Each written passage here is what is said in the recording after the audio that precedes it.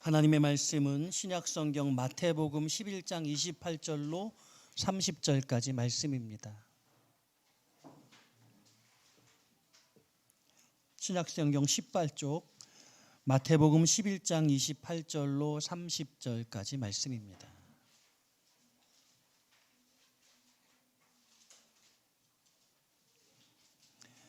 28절은 제가, 29절은 여러분이, 30절은 함께 읽겠습니다. 수고하고 무거운 짐진 자들아 다 내게로 오라. 내가 너희를 쉬게 하리라.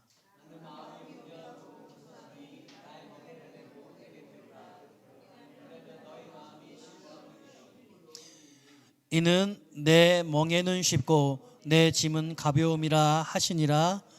아멘. 할렐루야. 오늘 저 앞에 나오신 여러분들 축복합니다. 또 온라인으로 예배하는 믿음의 지체들에게도 하나님의 큰 복이 함께 임하게 되기를 축복합니다.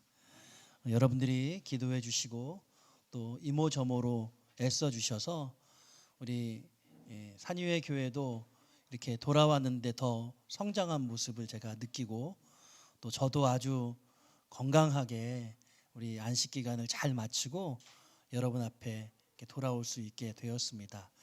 우리 여러분께 너무 감사드리고요. 또 이끄신 하나님께 참 감사와 영광을 돌려드립니다. 오늘은 말씀을 그래서 여러분과 함께 여행 후기를 말씀으로 나누고 싶어서 쉬기를 기뻐하시는 하나님이라는 제목으로 말씀을 준비했습니다. 인생 최대의 방학을 보냈습니다. 그 어떤 지인과의 연결 없이 모르는 사람들과 새로운 만남을 가져보고 싶었습니다. 철저한 계획보다는 순간순간의 원함을 따라 이곳 저곳 다녀보고자 하였습니다. 아무도 모르는 세상에서 하나님의 은혜를 경험해보고 싶었습니다. 인위적이지 않은 날 것 같은 하나님의 살아계심을 맛보고 싶었습니다. 유럽을 가자 하니 우중충한 겨울이 불편했어요. 그래서 유럽은 패스하고 한창 뜨거운 여름을 나고 있는 지구 반대편에 마음의 깃발을 꼽았습니다. 부에노스아이레스 이곳저곳을 뒤적뒤적 거리다가 결심했죠. 그러나 하나님이 허락하지 않으시면 단 한 발자국도 불가능합니다. 장인께서 위중해지시더니 급기야 마음을 준비하며 기다리는 상황이 안식월이 시작된 12월까지 이어졌습니다. 그리고 그렇게 곧 돌아가실 것 같은 장인께서 곡기를 챙기시며 살짝 좋아지시자 가족들이 등 떠민다는 핑계를 삼아 엉겁결에 말레이시아로 향하게 된 것입니다. 여차하면 다시 돌아와야 하니 멀리 갈 수가 없었습니다. 오히려 하나님은 전혀 다른 준비를 해놓고 계셨습니다. 한 번도 생각지 않은 말레이시아 쿠알라룸푸르에서, 그곳에서 모르는 사람, 단 한 번도 만나본 적이 없는 사람이 아닌 아는 사람을 만나게 하셨습니다. 인생에는 새로운 만남이 소중하지만 다시 만나는 만남이 더 없이 소중합니다. 여러분, 누군가를 다시 만난다면 그것은 분명 아주 깊고 오묘한 의미가 있는 것입니다. 그렇게 안식월의 첫 행선지는 제가 아닌 아내로 말미암은 것이었습니다. 지금 와서 생각해 보니 16년 목회에서 목사인 저보다 사모인 아내가 훨씬 더 수고가 많았습니다. 하나님도 그걸 아시기에 저보다 먼저 아내를 위로하고 싶으셨던 것 같습니다. 그래서 아내의 친구를 통해 새로운 말레이시아 쿠알라룸푸르로 이끄신 것입니다. 그러나 저를 향하신 하나님의 놀라운 계획이 또 숨겨져 있었습니다. 며칠을 지내다 보니 생각지 못한 특별한 한 분이 떠올랐습니다. 그 옛날 고등부 시절에 저를 지도해 주셨던 김기용 목사님이 열린연합교회에서 35년째 목회 중이셨습니다. 뵌 지가 30년이 넘었으니 기억이나 하고 계실까 생각하다 그래도 주일날 가서 예배는 한번 드려야지. 근데 먼저 인사라도 해볼까 하고 카카오톡을 보내드렸죠. 카카오톡을 받으시자마자 연락이 왔습니다. 어디냐며 찾아오셨죠. 점심때였는데 점심을 사주시면서 앞으로 계획이 어떻게 되냐며 또 어디서 지내냐고 물으셨습니다. 아직 숙소를 정하지 않았다고 요 며칠이 지나면 숙소를 찾아야 한다고 말씀을 드렸더니 도저히 제 능력으로는 얻을 수 없는 2층 펜트하우스 신설을 위해서 하나님이 그랜드 피아노까지 준비를 해놓으셔서 정말 뭐 돈으로 지불하면 하루에도 50만 원씩 60만 원씩 줘야 되는 그런 곳에서 3주여간의 시간을 보낼 수 있었습니다. 주일 예배를 드리며 큰 감격의 눈물을 흘렸습니다. 왜냐하면 저는 사실은 제가 자란 교회는 대신측 교단이었고 저는 총신을 입학하면서 자란 교회를 앞으로 10년 동안은 가지 않으리라고 결심을 했고 그 결심을 지켰습니다. 왜냐하면 모교회로 돌아가면 마음이 약해질까 봐 철저히 훈련받아야겠다는 생각에 그 결심을 실행으로 옮겼거든요. 그리고 교단이 달라서 그 사랑하는 목사님, 당신은 전도사님이었는데 다시 뵙지를 못했습니다. 딱 한 번 교회 밖에서 뵌 적이 있었는데 그렇게 30년이 넘게 지났던 것이죠. 그리고 저는 교단을 옮겨서 여러분 잘 아시는 지금 저의 스승님, 저에게 가장 많은 영향력을 끼치고 무슨 말씀을 하시든지 순종하려고 하는 그 저의 한 분 스승님, 오직 그분이 저의 유일한 스승님이라고 생각하며 여태 지내왔는데 주일 예배를 드리는데 그 옛날 그 10대 시절에 받았던 은혜가 확 떠오르고 막 감격적으로 몰려오더라고요. 우리 딸이 뭐라고 얘기하냐면 목사님 설교하시는 게 아빠 설교하고 비슷해. 설교 스타일이. 왜냐하면 막 점점점 가면서 말이 빨라지고 목청이 높아지거든요. 저도 모르게 배웠나 봅니다. 하나님이 이렇게 말씀하시는 것 같았어요. 그래, 너 16년 동안 산위의 교회에 애쓰고 수고했어. 사실 안식월을 가지면서 내가 이래도 되는 걸까에 대한 의문이 있었는데 하나님이 그 안식을 그래, 내가 너의 안식을 기뻐해. 쉬기를 참 잘했어. 이렇게 말씀하시는 것처럼 느껴졌습니다. 그리고 네가 처음 신앙생활 시작할 때부터 지금까지 나는 너의 일거수일투족을 다 보고 있어. 너에게는 한 분만 스승님이 계신 게 아니라 말레이시아 쿠알라룸푸르의 김기용 목사님이 너의 스승이었잖아. 내가 그걸 기억하고 있어. 이렇게 말씀하시는 것 같았어요. 얼마나 감격적이었는지. 그래, 내가 쉬기를 하나님이 기뻐하시는구나. 저는 안식월을 시작하고 말레이시아 쿠알라룸푸르에 가서 일주일 만에 예배를 드리면서 그와 같은 놀라운 하나님의 은혜를 경험하게 된 것입니다. 떠나보면 알 수 있는 것들이 있습니다. 사실 뻔한 것이기는 합니다. 하지만 아무리 뻔해도 떠나보지 않으면 알 수 없습니다. 첫 번째로 집 떠나면 고생입니다. 장기 여행은 떠날 때보다 돌아올 때가 더 좋습니다. 여행이 길어질수록 집이 그립고 또 교회가 그립습니다. 여러분들이 보고 싶었습니다. 별것 아니어도 갓 지은 쌀밥에 된장찌개 보글보글 끓여서 척하고 김치 하나 올려서 먹는 이 생각을 수십 번도 더 한 것 같습니다. 그러니까 여러분, 제가 드리고 싶은 말씀은 돌아갈 곳이 있어야 한다는 것이죠. 여러분들의 집, 여러분들의 교회, 돌아갈 곳입니다. 그리고 우리에게는 본향 돌아갈 곳이 있는 것이죠. 할렐루야. 돌아갈 곳이 있어야 합니다. 돌아갈 곳이 없는 이는 정말 불행하고 불쌍한 인생입니다. 둘째는 나라 사랑, 교회 사랑이 깊어졌습니다. 우리나라가 좋은 줄 알았지만 이렇게까지 좋은 줄은 몰랐습니다. 우리나라보다 잘 사는 나라가 없더군요. 그 좋은 나라 싱가포르도 저는 우리나라보다 못하다고 생각이 들었습니다. 그리고 내 집, 그리고 내 교회, 내가 살고 있는 그곳이 가장 행복한 곳이라는 사실을 너무 깊게 느낄 수 있었습니다. 여러분, 산유의 교회가 어떤 이유에서건 여러분 떠나게 됐을 때 내가 다녔던 산유의 교회가 정말 좋은 교회였어. 나는 그리고 여전히 지금 산유의 교회 멤버야 라고 생각하게 되시기를 축복합니다. 지금 있으면서 행복하고 또 어떤 이유에서든지 멀리 떨어지게 됐을 때 그때 그리워할 수 있는 그 마음, 그 마음을 여러분께 드리고 싶습니다.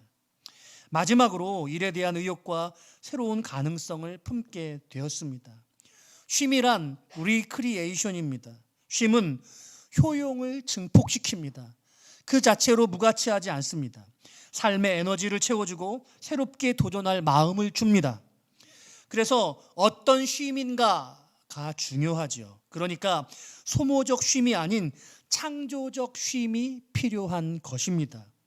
쉼 없이 달리면 어떻게 될까요? 어쩌면 여러분들은 이미 느끼고 있을 것 같습니다. 제가 이번에 여행을 하면서 비행을 10번을 했습니다.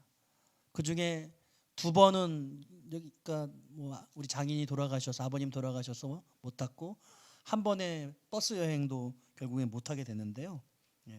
비행기로 여행을 하면서 인생을 여행하는 것과 비행기로 여행하는 것에 좋은 점과 나쁜 점이 있다는 것을 느꼈습니다.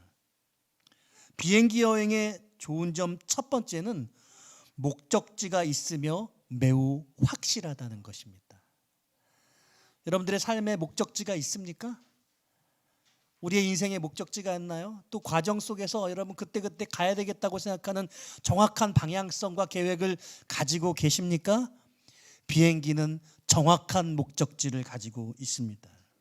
두 번째로 비행기 여행의 좋은 점은 창밖을 볼 수 있습니다. 여러분 인생에서 우리의 삶의 밖을 좀 이렇게 내다볼 수 있는 그런 마음의 여유가 필요할 것 같아요. 마음의 창이 필요합니다. 여러분 비행기 여행의 좋은 점은 창밖이 있다는 것이죠. 비행기 여행의 세 번째 좋은 점은 조금 단순합니다.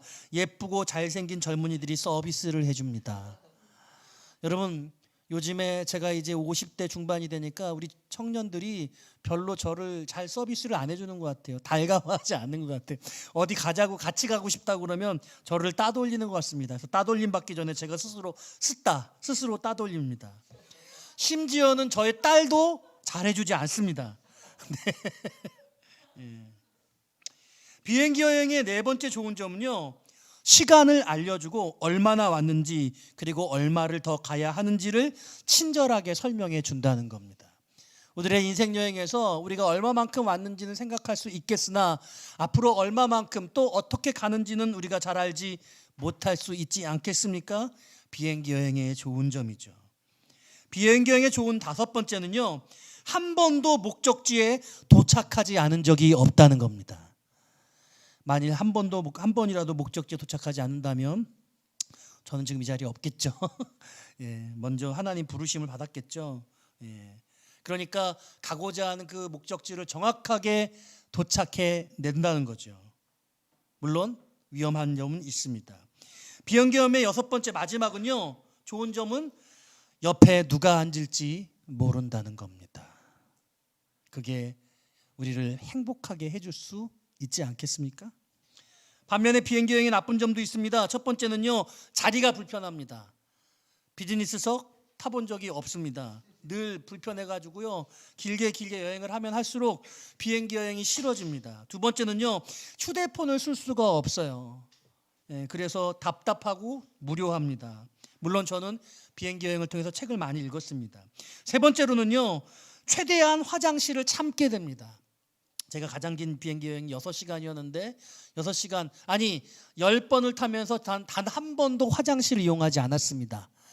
타기 전에 화장실에 다녀오고 끝까지 참고 내려서 화장실에 가는 거죠. 왜냐하면 불편하니까. 비행기 여행의 네 번째 나쁜 점은요, 언제나 목숨을 걸어야 합니다. 늘 목적지에 도착했지만 그래도 늘 목숨은 걸어야 하는 것이죠. 마지막으로 비행기 여행의 나쁜 점 다섯 번째는 옆에 누가 앉을지 모른다는 겁니다. 예.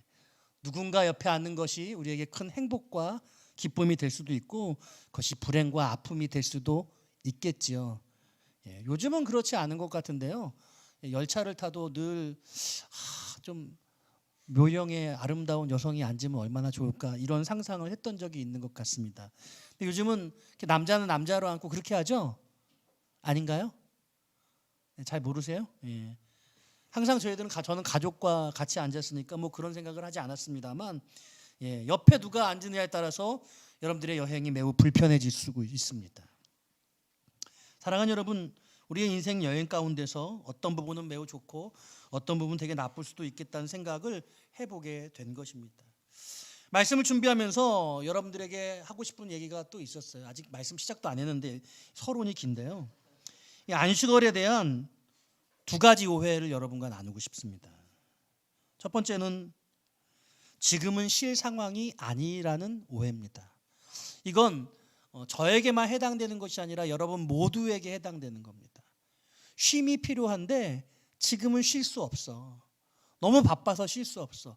경제적인 문제 때문에 쉴 수가 없어. 자녀 때문에 쉴 수가 없어. 이러저러한 여건 때문에 지금은 쉴 상황이 아니라고 생각할 수 있다는 거죠. 혹 여러분들 담임 목사가 안식월을 석 달 동안 가진다고 하니 차마 반대는 못하겠으나 내심 탐탁지 않을 수도 있었겠습니다. 아무 표현하지 않으셔서 진심으로 감사드린다고 말씀드립니다. 네. 그런데 사랑하는 여러분, 지금이 쉴 상황이 아니라는 것이 오해일 수 있습니다. 반드시 쉬어야 하는 어떤 시간이 필요한 것이죠. 저는 바로 그 시간이 지금이라고 생각했고, 그리고 여러 가지 어려움들을 다 극복해야만 했습니다. 업무적인 문제들, 경제적인 문제들, 자녀 교육의 문제들, 우리 집사람은 이것을 위해서 8월 달에 학원까지 정리했습니다. 괜찮았거든요. 짭짤했습니다. 그러나 그 모든 것들을 내려놓기로 결심했죠. 왜냐하면 쉼이 필요하다고 그렇게 생각하고 결심했기 때문입니다. 사랑하는 여러분, 여러분들에게 쉬어야 되는 어떤 순간, 반드시 필요한 그런 상황이 있는데 마침 여건 때문에, 환경 때문에, 물질 때문에, 어떤 문제 때문에 쉴 상황이 아니라고 생각하면 그것은 오해일 수 있다는 것을 분명히 말씀드려 둡니다. 쉬셔야 한다면 여러분 쉬시기를 바랍니다. 쉴 만한 용기와 결심을 가지시기를 부탁드립니다. 두 번째로, 김성택 목사가 넉넉해서 안식월을 간다는 오해가 있을 수 있겠습니다. 혹 여러분들의 담임 목사가 제법 형편이 넉넉하다고 생각하신다면 그것은 여러분 완전히 오해입니다. 여러분, 제가 알기로는 저보다 보증금이 적은 집에 사시는 분은 없는 걸로 알고 있습니다. 저보다 월세가 적은 분이 사시는 집도 없는 것으로 저는 알고 있습니다. 저는 이번 여행의 경비를 2천만 원으로 생각했는데요. 그 2천만 원은 보증금을 빼서 다녀야겠다고 생각을 했던 것입니다. 다행인지 불행인지 우리 장인이 하나님의 부름을 받으셔서 경비를 많이 챙겨주셔서 도움이 되었습니다. 여러분께 깊은 감사의 말씀을 드립니다. 하나님도 우리 기뻐하시리라 생각합니다. 저는 사실 이 모든 문제를 다 극복하고 결심을 하여서 실행을 옮겼던 것입니다. 그러므로 사랑하는 여러분, 쉴만해서 쉰다, 넉넉해서 쉰다고 생각하는 것은 여러분 완전히 오해이고 착각입니다. 저는 쉼이 필요하다고 지금 여러분들에게 말씀드리는 겁니다. 지금 당장이 아니라 여러분들의 인생의 어떤 시점에서, 어떤 상황 속에서 하나님이 여러분들에게 쉴 것을 요구하고 계실 수도 있고, 그때 중단하고 쉴 수 있겠느냐고, 그 기간을 가질 수 있겠냐고 말하는 것이죠. 목사의 안식이 아니라 여러분들의 삶의 중단을 놓고 중단하고 무엇인가 쉼을 가지려는 그런 필요가 있다면 그것을 포기하지 말라는 것입니다. 저는 석 달 동안 5개국 10개 도시를 방문했고 8명의 선교사를 만났습니다. 형편이 어렵다고 그들을 섬기지 않지 않았습니다. 제가 할 수 있는 최선을 다하고 여러 가지 고민을 하면서도 마음이 움직이는 대로, 감동되는 대로 했습니다. 하나님 지금까지 채우셨고 앞으로도 채우실 것을 믿기에 저는 제가 개인적으로는 형편이 넉넉지 않은 것이 부끄럽지 않습니다. 저는 뿐만 아니라 산유의 교회를 은퇴하면서 교회와 교인들에게 어떤 부담도 주고 싶지 않습니다. 그래서 어쩌면 올 2023년은 제가 부업을 할지도 모르겠다는 여러분 말씀을 드립니다. 다시 휴대폰을 팔아야 될지도 모르겠어요. 많이 애용해 주시기 바랍니다. 네. 그러나 저는 너무 기쁜 시간을 가졌습니다. 저는 오늘 이제 말씀으로 들어가서 여러분과 이 본문의 말씀을 통해 세 가지 은혜를 나누고 싶습니다. 오늘 이 본문은 아주 여러분들이 잘 알고 있는 말씀인데요. 오늘 이 말씀 가운데 주님이 여러분께 말씀하시는 가르치시는 세 가지 진리는 첫 번째는 주님 안에 쉼이 있다는 것입니다. 두 번째는 주님께 나아가는 것이 곧 쉼이라는 것입니다. 세 번째는 쉼도 배워야 한다는 겁니다. 다시 말씀드립니다. 첫 번째로 주님 안에 쉼이 있습니다. 두 번째로 주님께 나아가는 것이, 주님께 나아오는 것이 곧 쉼입니다. 세 번째로 쉼도 배워야 합니다. 주님 안에 쉼이 있다는 것이 어떤 의미입니까? 세상 사람들의 쉼은 주님과 상관없는 쉼입니다. 그들의 휴식은 육체적 휴식이나 정신적, 정서적 휴식일 수는 있지만 영적인 휴식은 아닙니다. 육체의 피로는 잘 잔다거나 적절한 운동을 한다거나 약을 먹음으로 회복될 수 있습니다. 정신적, 정서적 피로는 조용한 시간을 가지고 자신을 돌아본다든지 아니면 여행을 한다거나 친한 벗을 만나는 등 다양한 방식으로 피로감을 풀 수도 있겠습니다. 이 육체적 피로감과 정신적 피로감은 함께 오기도 하고 또 각자 별도로 오기도 합니다.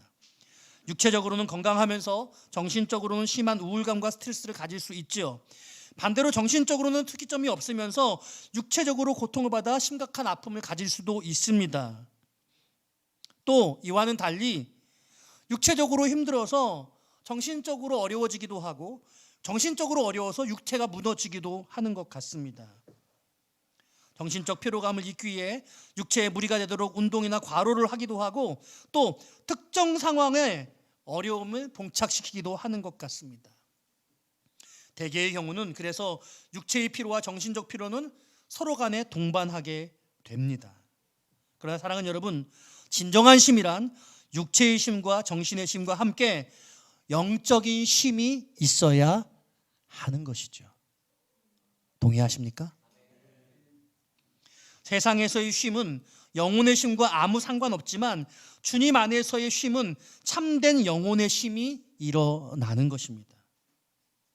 여러분, 어떻게 일과 쉼의 조화가 일어나게 되어집니까? 거룩한 주의를 통해 일어납니다. 오늘 여러분 예배하러 나오셨는데 여러분 이것이 쉼입니다. 하나님이 안식하게 하시고 회복시켜 주시는 영혼의 충전이 일어나는 것이죠. 거룩한 주의를 통해 우리는 새로운 일을 한 놀라운 하나님의 영적 에너지를 공급받게 되어집니다. 쉼 없는 일은 고통 그 자체이고 또 일 없는 쉼은 사실상의 쉼이 아닙니다. 쉼이 일을 더 잘하게 해주고 쉼이 일하는 자를 기쁘게 해줍니다. 쉼은 맛있는 요리에 들어가는 간장이고 소금이자 비법 양념 소스입니다. 그러니까 주일은 하나님을 향한 인간의 멈춤 연습이라고 할 수 있죠. 자동차 브레이크 페달을 밟으면 차가 서야 됩니다. 며칠 전에 할머니가 12살 손주와 함께 이동 중에 차량 급발진 사고로 손주를 잃는 안타까운 사건이 있었습니다. 여러분 다 보셨죠? 차가 날아가더군요. 제 아무리 브레이크 페달을 밟아도 차가 멈추지를 않았습니다. 여러분은 어떠십니까? 지금 멈춰야 할 때, 멈추고 싶다고 생각할 때 멈춰서고 있습니까? 아니면 멈춰야 할 줄도 모르고 여러분 계속해서 과속하고 계십니까? 서라고 하는데도 고장난 급발진 차량처럼 서지 못하고 달리고 있는 인생 아닙니까? 주일은 멈추라는 하나님의 신호등입니다. 주일은 쉬어야 합니다.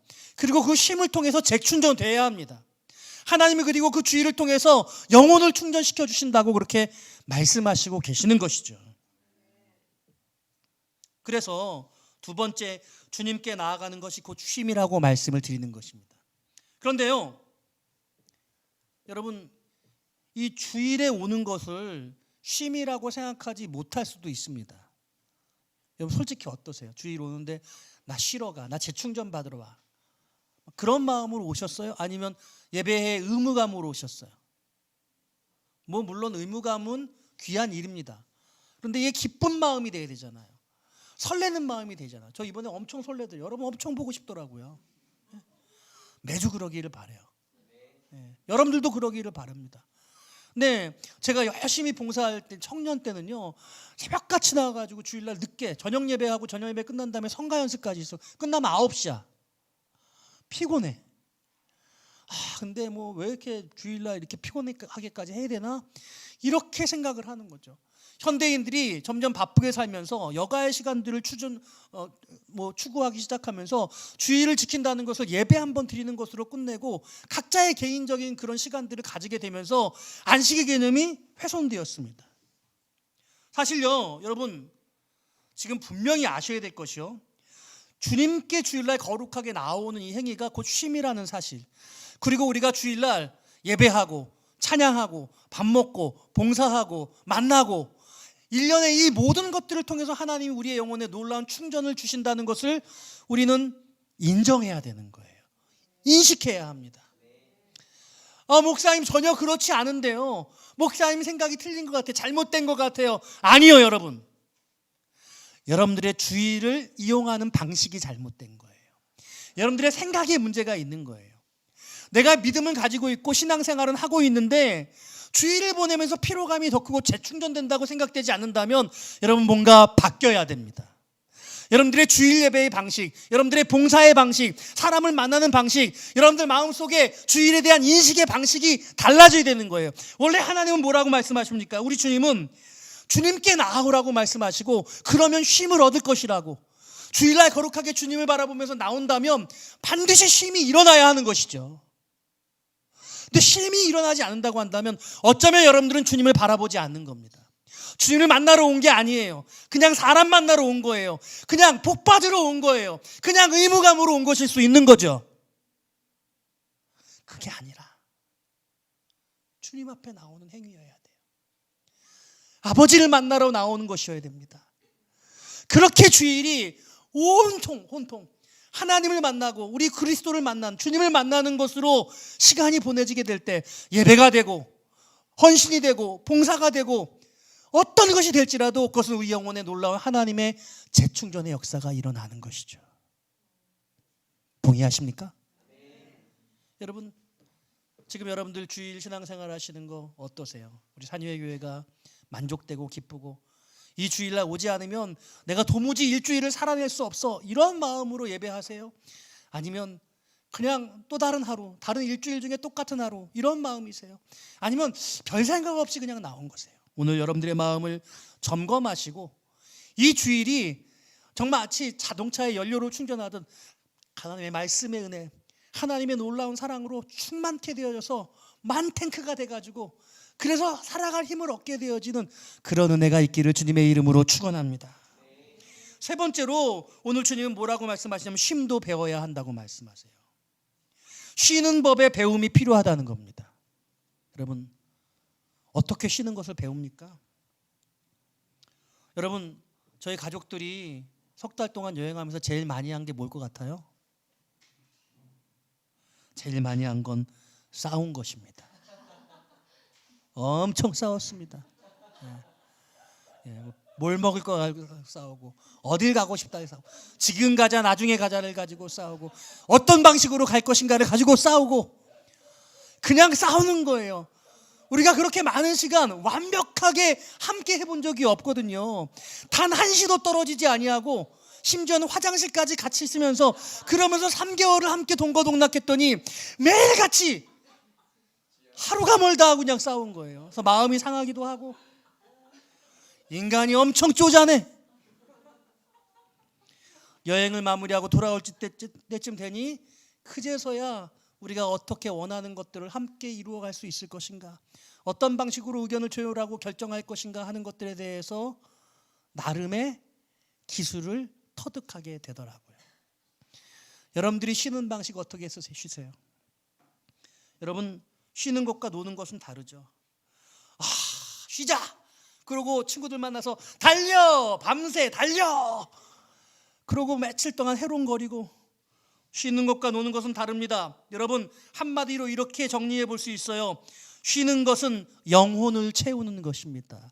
노는 것은 욕망을 채우는 것입니다. 영혼을 채우는 것은 영성이 증진되는 것이고요, 욕망을 채우는 것은 죄성이 넘쳐나게 되는 것이죠. 인생은 죄인의 인생이기에, 인간은 죄인일 수밖에, 우리는 늘 욕망을 채우는 쪽으로 기울어집니다. 영성을 추구하기보단 죄성을 추구하죠. 그러다 보니 바르게 쉬는 법, 내 영혼의 진정한 힘을 얻도록 쉬는 법을 우리는 잘 알지 못합니다. 그저 그냥 하고 싶은 대로 욕망에 충실하면서 그렇게 살아가는 거죠. 늘 갈급한 마음으로. 저는 오늘 진정한 쉼을 여러분들이 경험하게 되시기를 바라요. 저에게 이 3개월의 시간이 얼마나 귀하느냐. 제 얼굴에 잡티가 벗어졌대요. 여러분 뭐 잘 모르겠는데 저는 얼굴이 좀 나아졌어요. 네. 장로님이 그러시더라고요. 여러분들이 그렇게 말씀을 해주시기도 하셨어요. 제가 너무 할 것에 대한 소망, 어떻게 2023년을 살아갈까 막 마음에 설레는 마음이 막 생겼어요. 정리해야 될 일들을 정리하고 해야 할 마음의 소원을 가지고 달리게 된 거죠. 저는 이 쉼이 그러므로 저에게 엄청난 반전의 역사를 이루었다고 감히 말씀드리고 싶습니다. 하나님께서 지난 16년간의 시간들, 그리고 저를 처음으로 이끄셔서 목회자가 되게 하신 그 순간부터 지금까지를 다 기억하시고, 이 쉼을 통해서 새로운 산위의 교회의 사역을 감당해 나가기를 원하셨다고 저는 분명하게 말씀드릴 수 있습니다. 저는 그래서 이 2023년 안식월 이후의 이 기간을 김성택 목사의 제2기 사역기라고 그렇게 지칭합니다. 16년을 보냈고 이제 2040년 하나님이 저에게 영광을 허락하시면 가장 큰 영광은 제가 만 71세가 되는 날 딱 은퇴하는 것이니까 2040년이더라고요. 17년이 남았습니다. 전반기 16년을 보내고 이제 17년 딱 반환점을 돌아서 저의 김성택 목사의 산유교회 2기 사역이 시작된 것이죠. 이제는 우리 교회가 우리 스스로를 돌아보는 것에서 넘어서서 이 지역을 섬기고 더 많은 영혼들을 돌보고 열방을 품고 하나님의 사명을 감당하는 그런 거룩한 일을 도모할 수 있기를 저는 꿈꾸고 있습니다. 사랑하는 여러분, 여러분 어떻게 지금 살아가고 계십니까? 열심히 달리고 있을 거라고 생각합니다. 그런데 너무 지쳐있지는 않습니까? 쉰다고 하지만 욕망을 채우면서 그렇게 쉬고 있는 것은 아닙니까? 오늘 잘 오셨습니다. 이 복된 주일이 여러분들의 진정한 쉼을 주시는 기회가, 매 주일이 기회가 되기를 바라고, 여러분들의 인생 가운데 특별한 기회가 있다면 주님 안에서 여러분들 하기를 원하는 그 일들을 진정한 쉼을 통해서 경험하게 되시고 여러분들의 인생에 새로운 역사가 쓰이는 그런 일들을 여러분 만들어 가시는 산유의 교회 교우 여러분 되시기를 주님의 이름으로 축원드립니다.